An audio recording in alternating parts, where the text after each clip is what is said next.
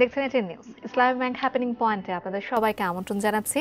আমি জান্নাতুন নাহার জাকিয়া। দর্শক, শুরুতে যদি একটু আপনাদেরকে বলতে চাই যে তরুণরাই দেশ, জাতি এবং সমাজের উজ্জ্বল নক্ষত্র। জাতির আগামী দিনের কর্ণধারও আমরা বলতে পারি। সেই সাথে দেশকে আরও এগিয়ে নিয়ে যেতে জাতির মূল চালিকা শক্তি এই তরুণরাই। তরুণ প্রজন্মই আমাদের দেশ ও জাতিকে ধীরে ধীরে উন্নতির দিকে টেনে নেওয়ার বিরাট একটা ভূমিকা রাখে এবং রেখে আসছে যুগে যুগে। তবে আমাদের দেশের তরুণ ও যুব সমাজের একাংশ নানাভাবেই জড়িয়ে পড়ছে মরণ নেশায়, যেটা আমরা বলতে পারি। এবং এই নেশা এমনই এক নেশা যে ধীরে ধীরে বিপন্ন করে দিচ্ছে আমাদের সবুজ তারুণ্যকে এবং নষ্ট করে দিচ্ছে দেশের ভবিষ্যৎ। আমাদের দেশের জনশক্তিকে নষ্ট করে তো দিচ্ছে এবং সেই সাথে দেশের মূল্যবান সম্পদ মাদকের চোরাচালান ও অপব্যবহারের কবলে পড়ে যেমন ক্ষতিগ্রস্ত হচ্ছে, তেমনি দেশের অর্থনীতি বিপর্যস্ত হচ্ছে এবং সেই সাথে উন্নয়ন বাধাগ্রস্ত হচ্ছে। নেশার ছোবলে পড়ে এই যুব সমাজ কর্মশক্তি, সেবার মনোভাব ও সৃজনশীলতা হারিয়ে দেশ ও জাতির অপূরণীয় ক্ষতি হচ্ছে। তাতে আমরা স্বভাবতই বলতে পারি যে তরুণ সমাজকে মাদককে না বলি। এবং এ নিয়ে আজকে আমরা কথা বলবো। আমাদের হ্যাপেনিং পয়েন্টে নিয়ে কথা বলার জন্য আজকে স্টুডিওতে আমরা পেয়েছি মোহাম্মদ মনজুরুল ইসলামকে, উপপরিচালক নিরোধ শিক্ষা মাদকদ্রব্য নিয়ন্ত্রণ অধিদপ্তর। আপনাকে স্বাগত জানাচ্ছি আমাদের আয়োজনে। ধন্যবাদ। একদম শুরুতে আমাদের দর্শকদেরকে আমি জানাচ্ছিলাম যে মাদকের নানা রকম অপব্যবহার আছে এবং এর সাথে সাথে কিন্তু আমাদের তরুণ প্রজন্ম আসলে জড়িয়ে যাচ্ছে। এবং আমরা যেহেতু খবর প্রকাশ করি আমাদের দর্শকদের কাছে, আমরা নানা সময়ে মাদকদ্রব্যের যে নানা রকম চোরাচালান ধরা পড়ে সেটা সম্পর্কে জানাই, তা তরুণরা যে এটাতে জড়িয়ে পড়ছে সেটার খবরও জানাই। আপনারা যে মাদকদ্রব্য নিয়ন্ত্রণ অধিদপ্তরের কাজগুলো করছেন, সেখানে সরকারি কি কি কৌশলগুলো আসলে থাকছে? জি, মাদকদ্রব্য নিয়ন্ত্রণ অধিদপ্তর 3টা কৌশল নিয়ে কাজ করে। মাদক নিয়ন্ত্রণের ক্ষেত্রে আমাদের 3টা কৌশল হলো, একটা হচ্ছে ডিমান্ড রিডাকশন, একটা হার্ম রিডাকশন এবং অপরটি হচ্ছে সাপ্লাই রিডাকশন। ডিমান্ড রিডাকশনের মাধ্যমে যে কাজটা করা হচ্ছে সেটা হলো যারা মাদকাসক্ত হয়ে গেছেন তারা যেন পরবর্তীতে মাদক গ্রহণ না করেন, সেই জন্য তাদের মধ্যে অ্যাওয়ারনেস বিল্ড আপ করা। যারা এখনও মাদক গ্রহণ করে নাই তারা যাতে ভবিষ্যতে যে কোনো পরিস্থিতি হোক না কেন তারা যেন মাদক গ্রহণ না করে, সেজন্য তাদের মধ্যে মাদকের কুফলগুলো তাদেরকে জানানো এবং তাদের মধ্যে একটা সাইকোলজিক্যাল ক্যাপাবিলিটি ডেভেলপ করা, যে জীবনে যে কোনো সময় ডিপ্রেশন আসতে পারে, অ্যাংজাইটি আসতে পারে, অথবা তার অন্য কোনো পারিবারিক সমস্যা তৈরি হতে পারে, তার চাকরি ক্ষেত্রে একটা বড় ধরনের সমস্যা হতে পারে, সেই ক্ষেত্রে যেন তিনি মাদকের দিকে ধাবিত না হন। তো সেই ধরনের একটা আত্মজৈবনিক ক্যাপাসিটি তাদের মধ্যে ডেভেলপ করা, সেটা আমরা ডিমান্ড রিডাকশনের মাধ্যমে বিভিন্ন ধরনের অ্যান্টি ড্রাগ ক্যাম্পেইন করে সেটা আমরা করছি। সাপ্লাই রিডাকশনের ক্ষেত্রে যেটা হচ্ছে, মাদকদ্রব্য নিয়ন্ত্রণ অধিদপ্তরের পাশাপাশি পুলিশ, বিজিবি, কাস্টমস এবং কোস্টগার্ড, আমরা এই 5টা সংস্থা মাদক নিয়ন্ত্রণের ক্ষেত্রে কাজ করি। আমাদের এখানে উদ্দেশ্য হচ্ছে যাতে আমাদের পোরাস বর্ডার থেকে কোনোভাবে মাদক বাংলাদেশে অনুপ্রবেশ না করে, সেজন্য আমরা বর্ডারিং এরিয়ায় কাজ করি এবং দেশের অভ্যন্তরে যখন মাদকটা ঢুকে যায় তখন যারা এই মাদক ব্যবসাটা করে অথবা মাদক সেবন করে তাদেরকে আমরা আইনের আওতায় নিয়ে আসছি। আর একটা বিষয় হলো যেটা হচ্ছে হার্ম রিডাকশন, অর্থাৎ যারা ইতিমধ্যে মাদকাসক্ত হয়ে গেছে তাদেরকে ট্রিটমেন্ট করে, তাদেরকে পুনর্বাসন করে তারপর আমাদের মেইন স্ট্রিমে ফিরিয়ে নিয়ে আসা, সেই কাজটা আমরা হার্ম রিডাকশনের মাধ্যমে বাংলাদেশে কার্যক্রমটা পরিচালনা করছি। বাংলাদেশ থেকে আসলে কোন কোন জায়গা থেকে মাদকদ্রব্যগুলো প্রবেশ করে থাকে? জি, আপনি জানেন এবং আমাদের যারা দর্শক আছেন আপনারা সকলেই জানেন যে আসলে বাংলাদেশ কোনো মাদক উৎপাদন করে না। আমাদের ভারতের সাথে আমাদের বর্ডার রয়েছে 4156 কিলোমিটার, এটা ল্যান্ড বর্ডার। বেসিক্যালি এই জায়গা থেকে হেরোইন অনুপ্রবেশ করে থাকে, বুপ্রিনরফিন টাইপ ইনজেকশন যেমন লুপিজিসিক, বুনোজিসিক, টিটিজিসিক, এই মাদকগুলো ভারত থেকে বাংলাদেশে অনুপ্রবেশ করে থাকে। এছাড়া বাংলাদেশের যে গাঁজাটা প্রবেশ করে থাকে তার 99.99%ই আমাদের ভারত থেকে এই ল্যান্ড বর্ডার থেকে বাংলাদেশে ঢুকে থাকে। আমাদের সবচেয়ে বড় যে অ্যালার্মিং বিষয়টা বর্তমানে সেটা হচ্ছে মেথামফেটামিন ইয়াবা, এটা কিন্তু আমাদের মিয়ানমার থেকে বাংলাদেশে অনুপ্রবেশ করে থাকে। মিয়ানমারের সাথে কিন্তু মিয়ানমারের সাথে আমাদের 2টা বর্ডারই রয়েছে, একটা ল্যান্ড বর্ডার রয়েছে আবার একটা মেরিটাইম বর্ডারও রয়েছে। আমাদের নাপ নদী একটা বড় এক্ষেত্রে একটা বড় চ্যালেঞ্জের আমাদের জায়গা, কারণ নাপ নদী থেকে কিন্তু ইয়াবা বাংলাদেশে অনুপ্রবেশ করে থাকে এবং সেটা আবার বে অফ বেঙ্গল থেকে আমাদের সাউদার্ন পার্টে আমাদের সেটা চলে যায়, এটা একটা বিষয়। আবার ল্যান্ড বর্ডার থেকে যে ইয়াবাটা ঢোকে সেটা টেকনাফ থেকে কক্সবাজার হয়ে চিটাগাং হয়ে তারপরে সারা বাংলাদেশ সেটা চলে যায়। কাজে এখানেও মিয়ানমার থেকে আমরা মাদক পাচ্ছি। ম্যাক্সিমামই যেটা পাই সেটা হচ্ছে মেথামফেটামিন অর্থাৎ ইয়াবা, এবং এখন রিসেন্টলি কিছু মাদক আমরা ধরছি সেটা হচ্ছে ক্রিস্টাল মেথামফেটামিন, সেটাকে আমরা বলে থাকি আসলে আইস। এটা হচ্ছে ইয়াবার চাইতে আরো 100 গুণ বেশি পটেনশিয়ালি এটা ডেভেলপ করা। আচ্ছা, সাম্প্রতিক সময়ে আপনি যেগুলোর কথা বলেন, আসলে মাদকদ্রব্যগুলোর কথা বলেন এবং আরও অনেক নতুন মাদকের প্রাদুর্ভাব হচ্ছে, আমরা নতুনভাবে আসলে পরিচিত হচ্ছে এসব মাদকগুলোর সাথে। এগুলো কি কি আসলে এবং কোন দেশগুলো থেকে আসে আপনি একটু আগেই বলছিলেন, এবং এগুলো নিয়ন্ত্রণে এখন পর্যন্ত সরকারের সাফল্য কি কি? জি, আমি এতক্ষণ যে মাদকগুলো বললাম সেটা বেসিক্যালি মিয়ানমার থেকে এবং ইন্ডিয়া থেকে বাংলাদেশে অনুপ্রবেশ করে থাকে, কিন্তু রিসেন্টলি যে মাদকগুলো অনুপ্রবেশ করছে বিশেষ করে এলএসডি, তারপর হচ্ছে ডিওবি এবং আরেকটা হচ্ছে ম্যাজিক মাশরুম, যেটার জেনেরিক নাম হচ্ছে সাইলোসাইবিন।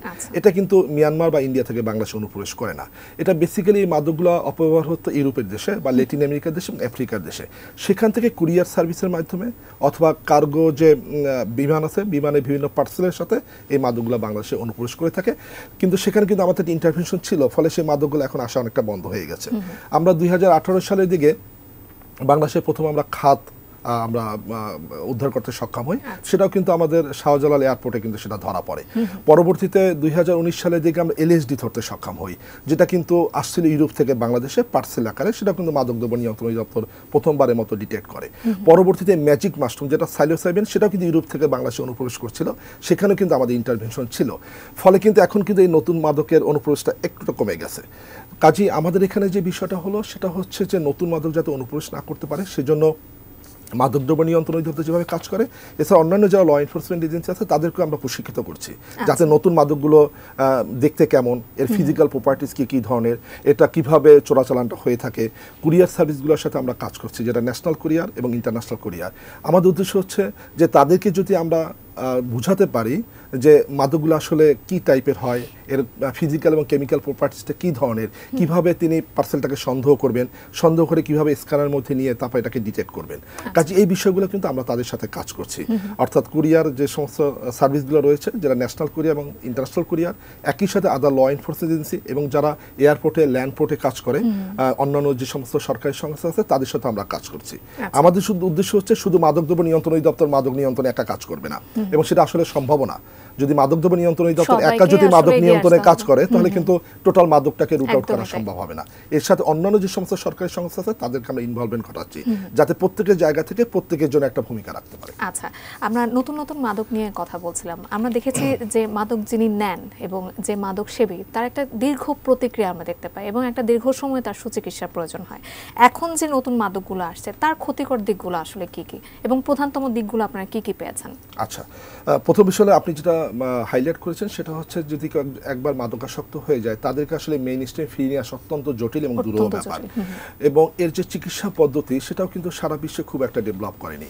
আমি যদি একটা উদাহরণ দেই, 2021 সালে আমেরিকায় যারা মাদক গ্রহণ করেছে এবং চিকিৎসা গ্রহণ করেছে, তাদের মধ্যে 1 বছরের মধ্যে রিল্যাপস করেছে 86%। অর্থাৎ তারা কিন্তু 86% যাদেরকে ট্রিটমেন্ট করেছে তার 86% পরের বছর মাদক গ্রহণ করেছে। অর্থাৎ তাদের কিন্তু ফুল রিকভারি তারা তৈরি করতে পারেনি। আমেরিকার মতো দেশেও শুধুমাত্র টোটাল রিকভারি হচ্ছে 14%। 86% যেখানে রিল্যাপস হয়, সেক্ষেত্রে বাংলাদেশে যদি কেউ মাদকাসক্ত হয়ে যায়, তাদেরকে মেইন স্ট্রিমে ফিরিয়ে নিয়ে আসা অত্যন্ত জটিল কাজ। তারপরেও মাদকদ্রব্য নিয়ন্ত্রণ অধিদপ্তর সেই কাজটা করছে। কিন্তু সমস্যা হলো যে পুরাতন যে মাদকগুলো আছে সেটা নিয়ে কিন্তু আমাদের বেসরকারি মাদকাসক্তি নিরাময় কেন্দ্র অথবা সরকারি মাদকাসক্তি নিরাময় কেন্দ্র, তারা এই সমস্ত পেশেন্টকে খুব ভালোভাবে হ্যান্ডেল করতে পারছে।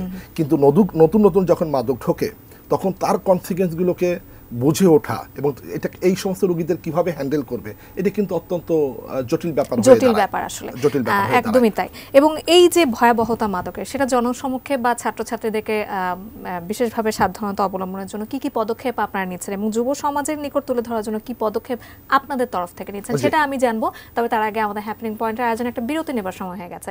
দর্শক, একটা বিরতির পর ফিরছি, আমাদের সাথেই থাকুন।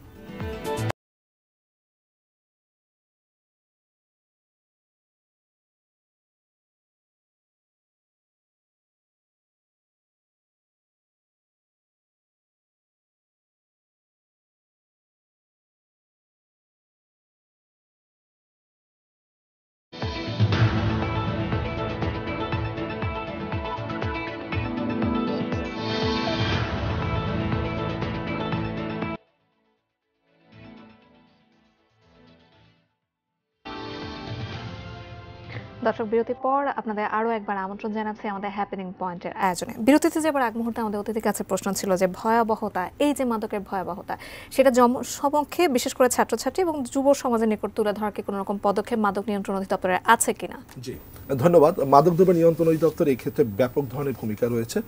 আমরা যেটা বিরতির আগে আলোচনা করছিলাম যে নতুন কিছু মাদক ইউরোপ থেকে অথবা ল্যাটিন আমেরিকা অথবা আফ্রিকার দেশ থেকে বাংলাদেশে অনুপ্রবেশ করছে, এটার ভয়াবহতা কিন্তু একটু বড় আকারে আসবে যদি আমরা এটাকে ছড়িয়ে ছড়িয়ে যায়।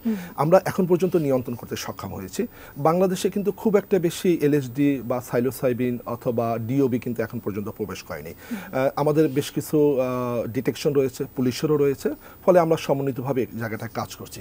এখানে যে বড় সমস্যা হচ্ছে এই যে আইটেমগুলো, একটা হচ্ছে সাইলোসাইবিন এবং হচ্ছে ম্যাজিক মাশরুম যেটা, অথবা হচ্ছে এলএসডি, এটার বড় সমস্যা হচ্ছে এটা হ্যালুসিনেশন তৈরি করে। হ্যালুসিনেশনটা দুইভাবে তৈরি করা হয়, যে যিনি এটা গ্রহণ করে তিনি এমন কিছু জিনিস দেখতে পান যার কোনো অস্তিত্ব নাই, আবার এমন কিছু শব্দ শুনতে পান আসলে বাস্তবে এই ধরনের কোনো শব্দ তৈরি হয়নি। অর্থাৎ তার মধ্যে এই ধরনের একটা হ্যালুসিনেশন তৈরি করে। যেমন ধরেন তিনি রাস্তার পাশ থেকে যাচ্ছেন, এখন এলএসডি গ্রহণ করেছেন, তো এলএসডি গ্রহণ করার পরে তিনি দেখছেন তাকে হয়তো এমন একটা কথা শুনতে পাচ্ছেন, কেউ তাকে বলছে তুমি রাস্তা ক্রস করো। তিনি হয়তো বা রাস্তা ক্রস করতে গেছেন, তখন তিনি গাড়ি চাপা পড়ে মারা যাবেন। অথবা তিনি একটা নদীর পাড় থেকে যাচ্ছেন, তিনি এলএসডি গ্রহণ করা অবস্থায় রয়েছেন, এখন তিনি দেখতে পাচ্ছেন যে সামনে আসলে কোনো নদী নাই, একটা মাঠ আছে। তিনি কিন্তু সেটা আসলে কিন্তু ওখানে নদী রয়েছে, তিনি কিন্তু সে নদীর মধ্যে হাঁটা শুরু করবেন, হাঁটা তিনি কিন্তু ওখানে মারা যাচ্ছেন।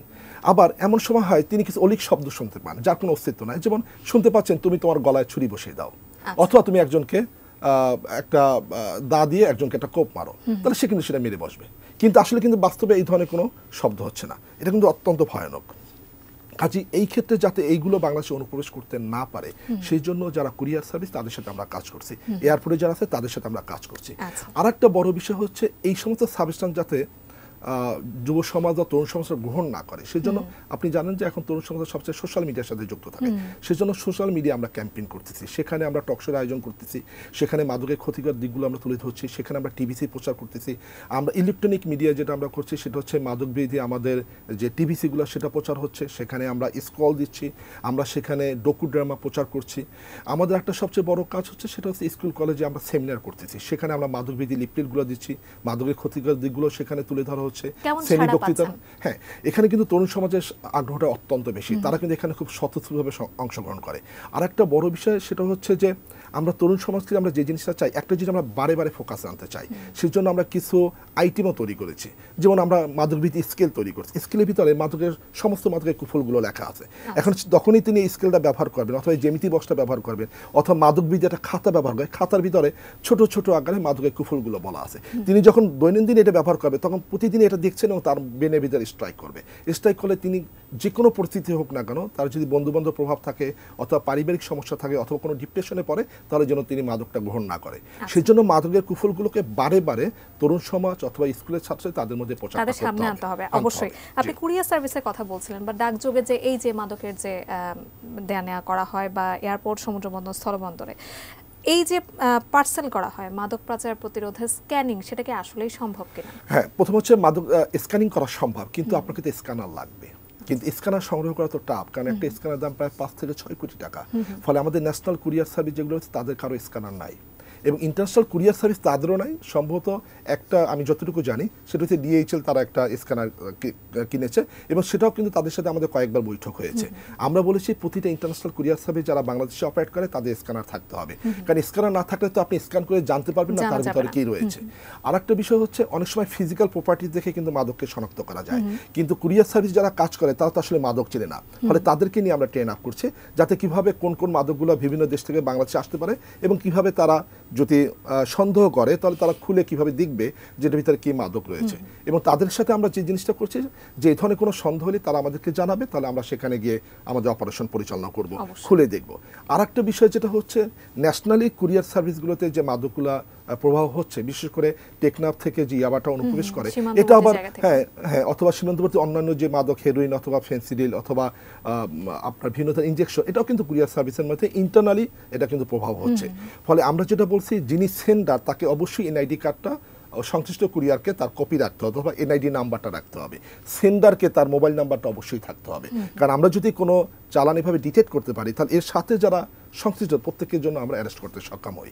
ফলে কিন্তু সেই কার্যক্রমটা আমরা তাদের মাধ্যমে পরিচালনা করতে সক্ষম হচ্ছি।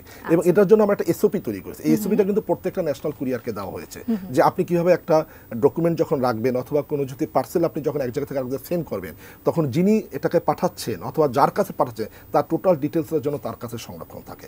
সেই ব্যবস্থাটা আমরা এখন একটু চিকিৎসা নিয়ে কথা বলবো, বা যারা আসলে মাদক সেবীরা যারা রয়েছেন, মাদকাসক্ত যারা রয়েছেন, আমরা বলছি তাদেরকে চিকিৎসা এবং পুনর্বাসন করার ক্ষেত্রে আসলে আপনারা কি করছেন বা সরকার থেকে কি ধরনের পদক্ষেপ নেওয়া হচ্ছে? জি, প্রথম হচ্ছে যে আসলে বাংলাদেশে মাদকাসক্তের সংখ্যা কত এই জিনিসটাই কিন্তু আমরা এখন পর্যন্ত সার্ভে করতে পারি নাই। তবে সর্বশেষ একটা সার্ভে রয়েছে, সেটা হচ্ছে national institute of mental health. তাদের সার্ভে অনুযায়ী বাংলাদেশে মাদকাসক্তের সংখ্যা হচ্ছে 3.6 মিলিয়ন, অর্থাৎ 36 লক্ষ। যদি আমরা এই 36 লক্ষকেও ধরি, এখন এই 36 লক্ষ মাদকাসক্তের তো ট্রিটমেন্ট দিতে হবে। সেক্ষেত্রে মাদকদ্রব্য নিয়ন্ত্রণ অধিদপ্তর থেকে আমাদের 4টা সরকারি মাদকাসক্তি নিরাময় কেন্দ্র রয়েছে। এখানে বেড সংখ্যা 199টি। এখানে কিন্তু সবসময় অলমোস্ট ফুল থাকে। আমরা এখানে পেশেন্ট পাচ্ছি এবং তাদেরকে ট্রিটমেন্ট করা হচ্ছে। বেসরকারি পর্যায়ে যারা এটাকে অপারেট করে তারা মাদকদ্রব্য নিয়ন্ত্রণ অধিদপ্তর থেকে লাইসেন্স প্রাপ্ত, এবং এখন পর্যন্ত 362টা সারা বাংলাদেশে লাইসেন্সপ্রাপ্ত মাদকাসক্তি নিরাময় কেন্দ্র রয়েছে। সেখানেও প্রায় 5,500-এর মতো মাদকাসক্ত ট্রিটমেন্ট নিতে পারছে। আমরা যে কাজটা করছি সেটা হলো শুধু তো ট্রিটমেন্ট নিলেই হবে না, যদি সে ট্রিটমেন্ট নিয়ে ভালো হয়ে যায় এবং তাকে যদি আমি পুনর্বাসন না করতে পারি, তখন তিনি যখন আবার ডিপ্রেশন হবে তখন কিন্তু আবার রিল্যাপস হবে। কাজেই আমাকে পুনর্বাসন অ্যাট দ্য সেম টাইম যদি পুনর্বাসন না করতে পারি তাহলে এই ট্রিটমেন্টের কোনো অর্থ নাই। সেজন্য সরকার উদ্যোগ নিয়েছে। সরকার প্রতিটা বিভাগে 200 বেডের মাদকাসক্তি নিরাময় পুনর্বাসন কেন্দ্র তৈরি করা হচ্ছে। আমাদের সরকারি পর্যায়ে ঢাকায় যেটা সরকারি মাদকাসক্তি নিরাময় কেন্দ্র রয়েছে, সেখানকে বেড হচ্ছে 124টা, সেটাকে 250 বেডে পরিণত করা হচ্ছে এবং সেখানে একটা নতুন পুনর্বাসন কেন্দ্র ওপেন করা হচ্ছে। সেজন্য একটা কার্যক্রম চলমান রয়েছে। সবচেয়ে বড় যে বিষয়টা হলো বাংলাদেশে মনোচিকিৎসকের সংখ্যা কম, অথবা এডিকশন প্রফেশনালের সংখ্যাও কম। মাদকদ্রব্য নিয়ন্ত্রণ অধিদপ্তর থেকে আমরা ইন্টারন্যাশনাল কারিকুলাম অবলম্বনে আমরা ড্রাগ এডিকশন প্রফেশনাল তৈরি করছি, অর্থাৎ যাতে যারা মাদকাসক্ত তাদের কিন্তু রাইট টাইমে এবং সঠিক এবং যথাযথ আপনার ট্রিটমেন্টটা দেওয়া দিয়েও সাহায্য করা যায়। অবশ্যই আমরা আমাদের আয়োজনে একেবারে শেষ পর্যায়ে চলে এসেছি। যদি মাদক নিয়ন্ত্রণ অধিদপ্তরের সক্ষমতার কথা বলছি, আপনি কিছুক্ষণ আগেই বলছিলেন যে স্ক্যানারের যথেষ্ট অপ্রতুলতা রয়েছে, সেখানে সরকারের কি ধরনের উদ্যোগ রয়েছে আসলে? হ্যাঁ, সরকার কিন্তু পর্যায়ক্রমে স্থলবন্দরে যেটা রয়েছে অথবা আমাদের এয়ারপোর্টে রয়েছে অথবা আমাদের যে নৌবন্দর যেটা রয়েছে, এখানে কিন্তু পর্যায়ক্রমে স্ক্যানার বসানোর উদ্যোগ নিয়েছে। আমাদের হযরত শাহজালাল ইন্টারন্যাশনাল এয়ারপোর্টে কিন্তু স্ক্যানার রয়েছে এবং পরবর্তী আমরা উদ্যোগ নিয়েছি যে যাতে পর্যায়ক্রমে প্রত্যেকটা পোর্টে আমরা আসলে স্ক্যানার বসাতে পারি, সে ধরনের একটা উদ্যোগ সরকার নিচ্ছে। এবং এটাকে আসলে মাদক নিয়ন্ত্রণের ক্ষেত্রে যে বিষয়টা হলো, যারা মাদক ব্যবসায়ী তারা নিত্য নতুন অ্যাপ্রোচ গ্রহণ করে, তো তাদের মোডাস অপারেন্ডি দ্রুত চেঞ্জ হয়ে যায়। সেটা তার সাথে সাথে কিন্তু আমাদের মোডাস অপারেন্ডিও চেঞ্জ করতে হয়, আমরা এটাকে কীভাবে হ্যান্ডেল করবো। কাজেই আমরা এখন যেটা চাচ্ছি সেটা টেকনো বেসড। আমরা যদি টেকনিক্যাল বেসড যদি আমরা অপারেশন পরিচালনা করতে পারি তাহলে সেক্ষেত্রে আমাদের সবচেয়ে বেশি সফলতা আসবে। সেই জন্য আমরা হ্যান্ডহেল্ড অর্থাৎ মেটাল ডিটেক্টর অথবা কিভাবে মাদককে শনাক্ত করা যায়, একজন লোক চলে যাচ্ছেন আপনার পাশ থেকে, আপনার কাছে এমন একটা ডিভাইস থাকবে, ওই লোকটা যখন চলে যাচ্ছে ওর ভিতরে কোনো মাদক আছে কিনা সে ধরনের সংকেত আপনি পেয়ে যাবেন। সেটাও কিন্তু আমরা পারচেস করার উদ্যোগ নিয়েছি। আমরা চাচ্ছি ডিপার্টমেন্টকে টোটালি ঢেলে সাজানোর জন্য। বর্তমান সরকার সে বিষয়ে অত্যন্ত আন্তরিক। মাদকদ্রব্য নিয়ন্ত্রণ অধিদপ্তরের 10 বছর আগে যে অবস্থা ছিল বর্তমানে কিন্তু সেই অবস্থা নাই।